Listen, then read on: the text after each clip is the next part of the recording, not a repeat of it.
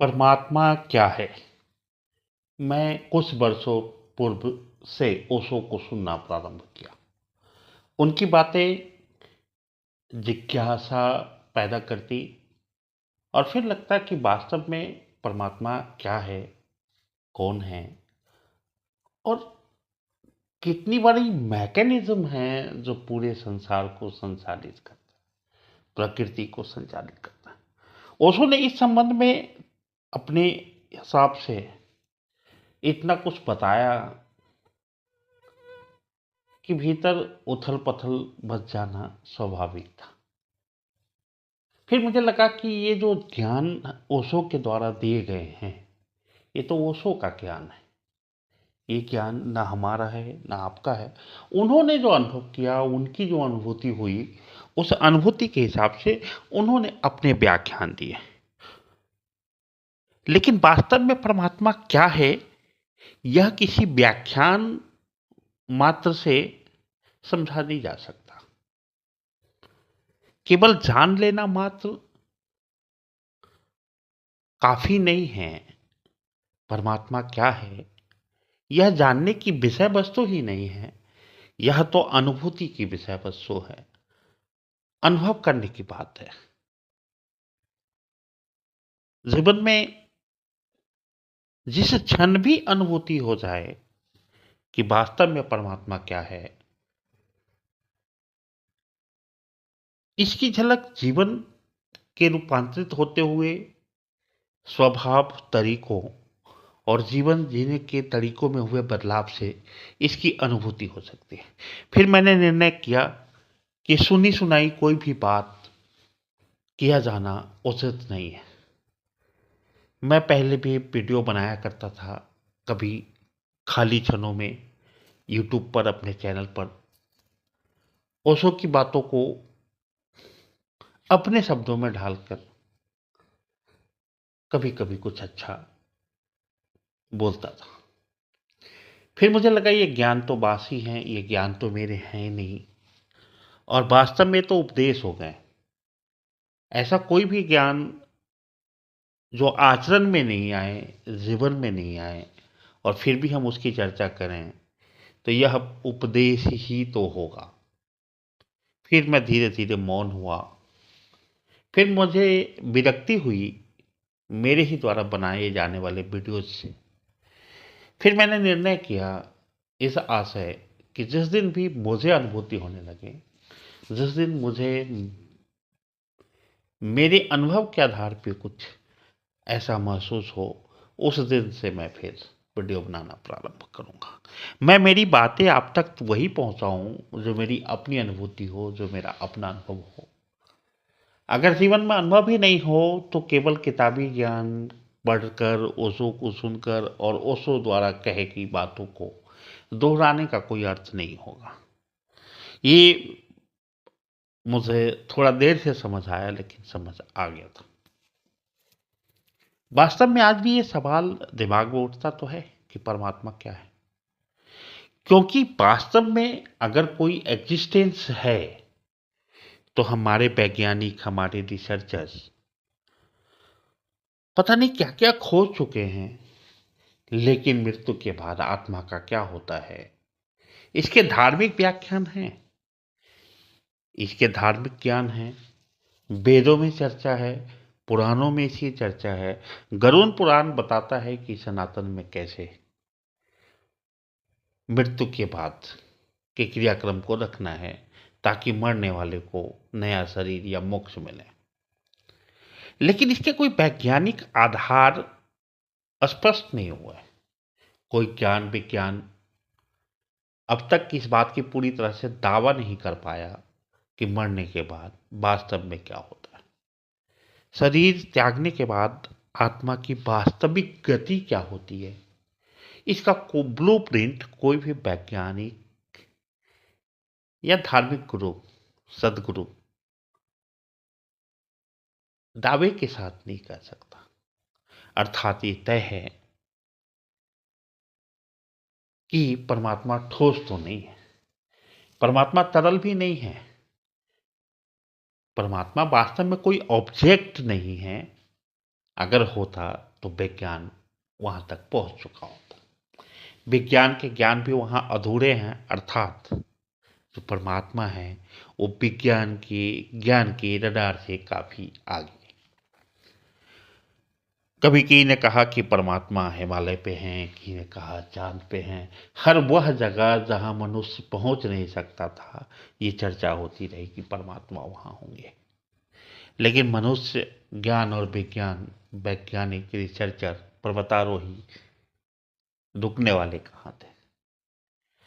वो वहां वहां तक पहुंच गए। चांद पे जब पहुंचे तब भी यही हुआ कि यहां परमात्मा है ही नहीं। तो परमात्मा है या नहीं है, इस संबंध में नास्तिक कहता है कि नहीं है, आस्तिक कहता है कि है। लेकिन दोनों कुछ ना कुछ कहता है, इसका अर्थ है कि कुछ ना कुछ तो है। धुआं उठेगी ही तभी जब आग होगा। अर्थात परमात्मा तो है, लेकिन किस स्वरूप में है, किस अवस्था में है, किस व्यवस्था में है, कैसा दिखता होगा, किसी का भी वहां पहुंच नहीं। हाँ, हमारे संत महात्मा, कुछ सिद्ध पुरुष यह दावे जरूर करते रहे हैं कि परमात्मा उन्हें प्राप्त है, लेकिन उन्हें प्राप्त ही है ऐसा स्पष्ट नहीं हो पाया। यह भी सही है कि अगर उन्हें प्राप्त भी होगा तो हमें पता कैसे चलता, क्योंकि हम तो चमत्कार के आधार पे समझते हैं। कभी कभी तो हमें लगता है कि जो जादूगर मंच से जादू ये दिखाते हैं, चमत्कार करते हैं, परमात्मा कहीं उनके संपर्क में तो नहीं। लेकिन फिर जब धीरे से उसका विश्लेषण होता है, ज्ञान और विज्ञान ये बताता है कि किस तरीके से, कैसे ट्रिक के माध्यम से वो चमत्कार दिखा पाते हैं मंचों पर। दर्शकों के बीच जादूगर कैसे अपने जादू को प्रेजेंट करता है, कैसे सम्मोहन कर देता है, और कैसे हम वह सब देख पाते हैं, यह जानते हुए भी कि ये जादूगर भी बिल्कुल हमारे ही जैसा है। ये भी बीमार पड़ता है तो हॉस्पिटल जाता है, इसे भी दवाई की आवश्यकताएं होती हैं। यह भी जो कर रहा है वो महज इसलिए कर रहा है कि इसे प्रसिद्धि प्राप्त हो जाए। यह भी जो जादू दिखा रहा है उसके पीछे का भाव यही है कि कुछ प्रसिद्धि मिले, कुछ पैसा मिले और जीवन सुखमय बीते। अर्थात वासना से रहित जादूगर भी नहीं। ऐसे में एक बात जो अब तक समझ आती है वो ये कहा जा सकता है कि परमात्मा कुछ भी हो, लेकिन न ठोस है न तरल, अन्यथा विज्ञान खो चुका होता। अब बात आती है कि कण कण में है परमात्मा। अगर कण कण में है परमात्मा, इस बात पर विस्तारित करते हुए अगर व्याख्यान दिया जाए तो यह स्पष्ट है कि परमात्मा कण मतलब अणु के छोटे 3 कणों में भी परमात्मा है। अर्थात परमात्मा भाव के रूप में। परमात्मा एक अवस्था है, आत्मा का एक परम रूप है, आत्मा का परिवर्तित और शुद्धतम रूप है। परमात्मा कोई ठोस वस्तु नहीं। अर्थात परमात्मा अगर हर जगह है तो निश्चित रूप से अगर भाव ही होगा, क्योंकि परमात्मा का भाव हर जगह हो सकता है। अब अणु के छोटे कण में भी परमात्मा अगर हैं, जबकि विज्ञान कहता है कि पदार्थ का सबसे छोटा कण अणु है और उसके भी 3 पार्टिकल्स हैं, न्यूट्रॉन, प्रोटॉन, और अगर उसमें भी परमात्मा है, अर्थात परमात्मा कोई वस्तु नहीं है जो समा सकता हो। क्योंकि जब अणु खुद ही सबसे छोटा सूक्ष्म कण है पदार्थ का, और सभी पदार्थ में परमात्मा है, सभी जीव में परमात्मा है, प्रकृति के तमाम पेड़ पौधे, जीव जंतु, मानव, सब में परमात्मा है। अर्थात परमात्मा सूक्ष्म रूप है। विज्ञान ने पदार्थ के जो सबसे न्यूनतम पार्टिकल अणु बताया है, जिसके भी 3 पार्ट्स हैं, उसमें भी परमात्मा है। अर्थात कोई ठोस या तरल तो नहीं है, क्योंकि ठोस और तरल उस अणु के कण में समाहित नहीं हो सकता है, लेकिन परमात्मा समाहित है। तात्पर्य है कि जो भाव है वो परमात्मा, प्रवृत्ति है वो परमात्मा है। सनातन में पेड़ पौधे, नदी, जानवर, पशु आदि की भी पूजा होती रही, अर्थात गाय की पूजन में तात्पर्य है कि परमात्मा गाय में है। बट वृक्ष का पूजन करते समय यह भाव है कि परमात्मा इसमें है। पत्थरों का पूजन करते हुए भी ये भाव है कि परमात्मा इसमें है। नदियों का पूजन करते हुए और नदियों से स्नान करते हुए भी ये भाव है। विभिन्न पर्वतों के शिखर पर जाकर प्रार्थनाएं करने की ये जो प्रवृत्ति है, यह स्पष्ट करती है कि परमात्मा वहां भी है। अर्थात परमात्मा कुछ ठोस या तरल नहीं है। वस्तु होता तो दिख जाता, ठोस होता तो महसूस हो जाता, तरल होता तो दिख जाता। मतलब परमात्मा को आंखों से महसूस नहीं किया जा सकता। परमात्मा एक अवस्था है, एक शुद्धतम अवस्था जीवन का, इतना शुद्ध कि जो और जिसकी अनुभूति जिस किसी को भी हो जाए, उसके लिए संसार के भीड़ में रहकर भी एकात्म का बोध का जागरण उसके भीतर हो जाना। अभी प्रयाग कुंभ में 5 दिवस तक रहने, नागा साधुओं के बीच जाने, विभिन्न साधुओं के बीच जाने, उन्हें नजदीक से देखने का अवसर मिला। कोई साधु हैं जिन्होंने हाथ उठाए तो उठाए ही हैं, कुछ हैं जो कांटे पर लेटे हुए हैं, कुछ हैं जिनकी जटाएं 35-40 किलो की हो गई हैं। कोई खड़ा है तो खड़ा ही है, बैठता नहीं है। कोई भोजन न करने का दावा करता है। लेकिन एक बात जो सब में दिखा वो यही कि बात बात पे गुस्से हो जाते हैं। यह जैसे एक धारणा बना ली गई हो कि साधु गुस्सा करने का अधिकार रखता है। अगर हम कहें कि परमात्मा भाव है तो परमात्मा गुस्सा क्यों करेगा, और वो भाव गुस्से में अगर आ भी जाता है तो फिर वो परमात्मा से उसका तदात्म हुआ नहीं होगा। अद्वैत का सिद्धांत कहता है कि सब कुछ एक है, अर्थात हम भी परमात्मा हैं और परमात्मा भी आत्मा है। आत्मा परम है तो परमात्मा है। आत्मा और चेतना और स्वभाव गहरे संबंध हैं इनके। स्वभाव अगर राक्षसी है तो हम मानव योनि में रहते हुए भी राक्षस हैं। स्वभाव में अगर पशुता है तो हम मानव योनि में रहते हुए भी पशु समान हैं।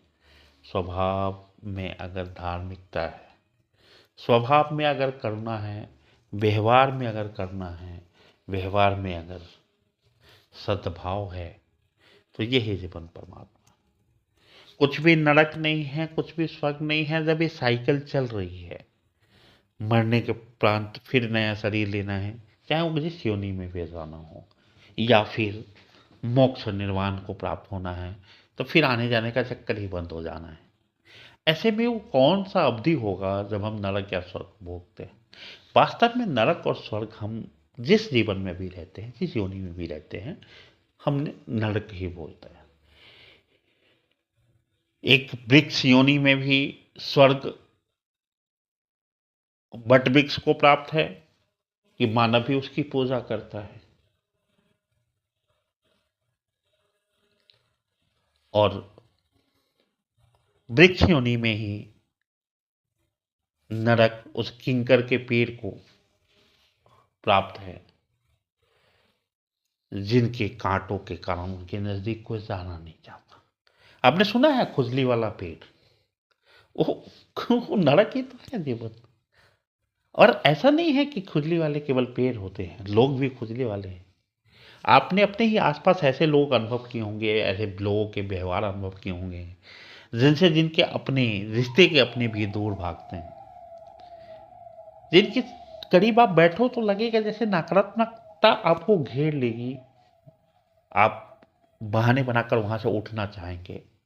आप जिनके सानिध्य में नहीं बैठना चाहेंगे, उसका जीवन तो इस मानव योनि में भी तो नरक जैसा ही है। लेकिन कुछ लोग हैं जिनके सानिध्य में आप बैठना चाहते हो, जिनका कुछ सुनना चाहते हो, जिनका कुछ अनुकरण करना चाहते हो, आप जिनके समीप बैठने में सहज महसूस करते हो। अर्थात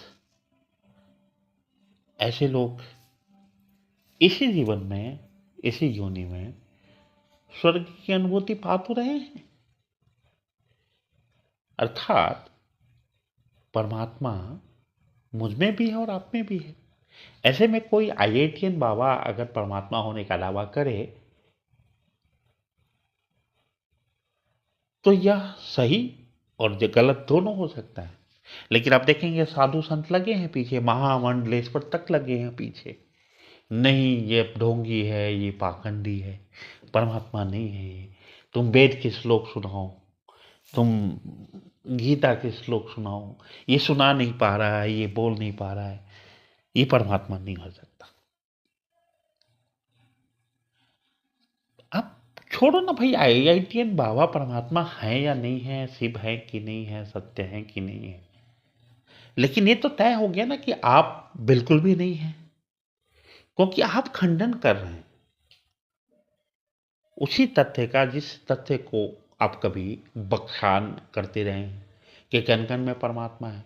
अब एक साधु अगर मंच पे बैठ के टीवी चैनलों पर बैठकर अगर ये दावा कर रहा है कि नहीं देखो ये आईआईटीएन बाबा तो ढोंगी है, अर्थात आप मानते हो कि उनमें परमात्मा नहीं है, जबकि आप यही कहते रहे हो कि परमात्मा तो कण कण में है। तो जब कण कण में है तो आईआईटीएन बाबा के जीवन में भी है, उनके शरीर में भी है, उनके वाणी में भी है, तो फिर इससे मना कैसे किया जा सकता। लेकिन जिस तरीके से एक बवाल बचा कि आईआईटीएन बाबा ने भविष्यवाणी की भारत पाकिस्तान से मैच में हार जाएगा, मैं कहता हूं जो कोई भी चमत्कार या भविष्यवाणी का दावा करता हो अर्थात परमात्मा से उसकी दूरी बरकरार है, क्योंकि जो प्रकृति का रचयिता है वही नहीं चाहता कि आने वाले समय का रहस्य पहले खुल जाए। अगर वो ऐसा चाहते तो सबको दिव्य शक्ति दे के भेजते ना। हर किसी को पता होता कि मेरे जीवन में कल क्या होने वाला, आपके जीवन में कल क्या होने वाला है। नहीं पता है, अर्थात परमात्मा ये चाहते हैं कि रहस्य बरकरार रहे। किसी फिल्म का क्लाइमेक्स अगर पहले ही दिखा दिए जाए, हमें अंत ही पता चल जाए, हमें आने वाला सीन ही पता चलते रहे, तो वर्तमान को तो हम भूल जाएंगे ना। फिर पर्दे पे जो दृश्य चल रहा होगा उससे ध्यान भटक के हमें उस पे चले जाएगा। फिर हमें वो हीरो जब विलन को पीट रहा होता है तो हमें लगता है कुछ नहीं भाई, बाद में तो सब एक हो जाएंगे। जब विलन हीरो को पीट रहा होता है तो फिर हम पे उसका कोई प्रभाव नहीं पड़ेगा, क्योंकि हम जानते हैं, हमें पता है अगला सीन हीरो अब विलन को मारेगा और फाइनली जीत हीरो को हो जाएगी, हीरो की हो जाएगी। अर्थात परमात्मा चाहते हैं कि रहस्य बरकरार रहे, क्योंकि जीवन खुद में एक रहस्य ही तो है। ऐसे में कोई परमात्मा का प्रिय कैसे हो सकता है, प्रियजन कैसे हो सकता है जो परमात्मा के उस रहस्य के भेद को पहले ही खोलना चाहे, जो ये बता सकता हो कि पाकिस्तान जीतेगा या हिंदुस्तान। और ये जो बाबा साधु संत जोर जोर से चिल्लाकर श्लोक पढ़ते हैं, क्या ऐसा कहा जा सकता है कि जिसे संस्कृत नहीं आती उसका परमात्मा से कोई लेना देना नहीं है? गाय तो संस्कृत नहीं बोल पाती, लेकिन हम उसे माता का ईश्वर का दर्जा देते हैं, पूजनीय मानते हैं।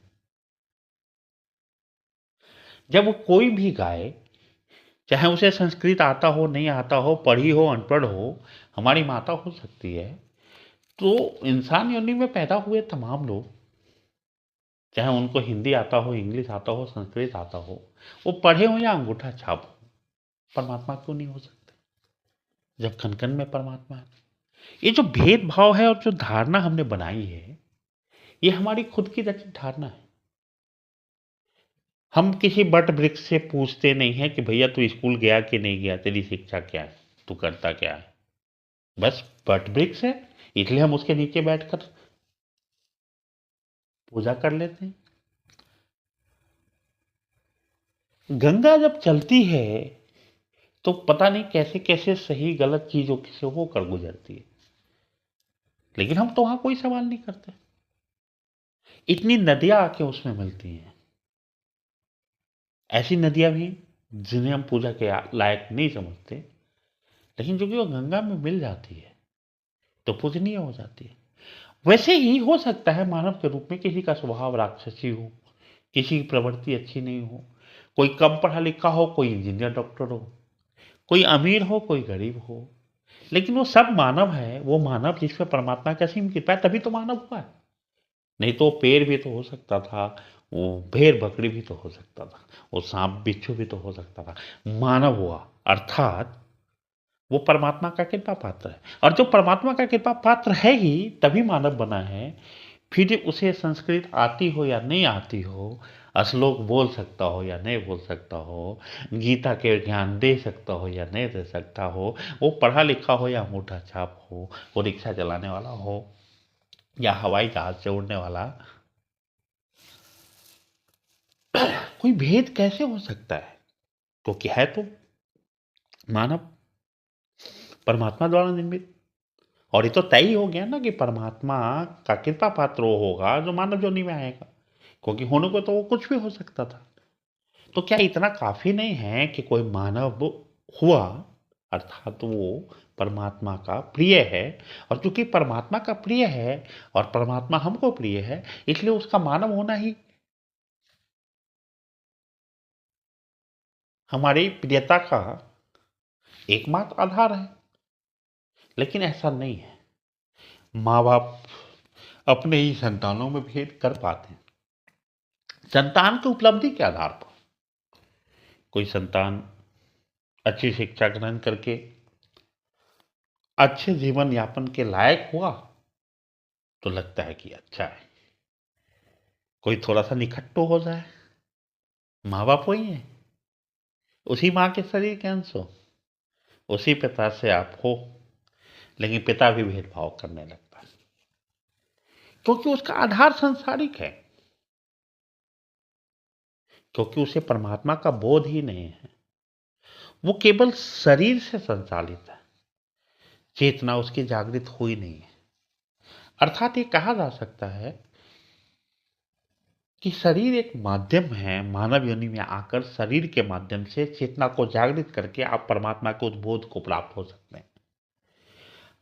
मानव एक आत्मा परमात्मा हो सकती है अगर उसका जीवन, उसका स्वभाव, उसकी चेतना परमात्मा तक पहुंचे। जैसे हम कभी क्रोध करते हैं तो क्रोध का असर सामने वाले पे कितना होता हमें अनुभूति नहीं होती, लेकिन वो अनुभूति आप अपने भीतर देखेंगे, भीतर कुछ जलता है, कुछ है जो आपको परेशान करता है। परेशान करता है इसलिए क्रोध आता है, और क्रोध आता है इसलिए और परेशान होते हैं। आप किसी के संबंध में अच्छा सोच के देखिए, फिर वो अनुभूति जो आपके भीतर होगी वो उस अनुभूति से भिन्न होगी जब किसी के विरुद्ध आप प्लान कर रहे होंगे। मन हर क्षण एक षड्यंत्र रचता है। उसका षड्यंत्र का मूल यही है कि आप अपनी चेतना को जागृत नहीं कर पाए, क्योंकि मन जानता है कि चेतना एक बार जागृत हुआ तो फिर उसके लिए तो स्थान ही नहीं है ना शरीर में। आपके जीवन में मन का स्थान तभी तक है जब तक चेतना जागृत नहीं है। मन कहता है अमीर हो जाऊं, मन कहता है बदमाश हो जाऊं, कहता है कि तानाशाह हो जाऊं, मन चाहता है कि पूरा साम्राज्य उसी का हो, मन चाहता है कि 2 फ्लैट है तो 2 और हो जाए। ये मन ही तो है जो चाहता है, और मन के गुलाम होकर हमें वो चाहना पड़ता है।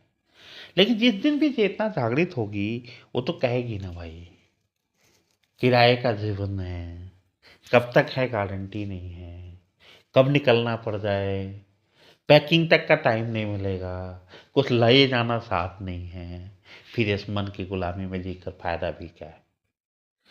ये माना गया है कि जिन्होंने अक्सर जमा किए हैं वो अपने जीवन काल में जमा किए गए तमाम संसाधनों का 1-2% भी इस्तेमाल नहीं कर पाए। और ऐसा नहीं है कि अगली पीढ़ी उसका इस्तेमाल करके बहुत संतोष जीवन जी ली हूँ।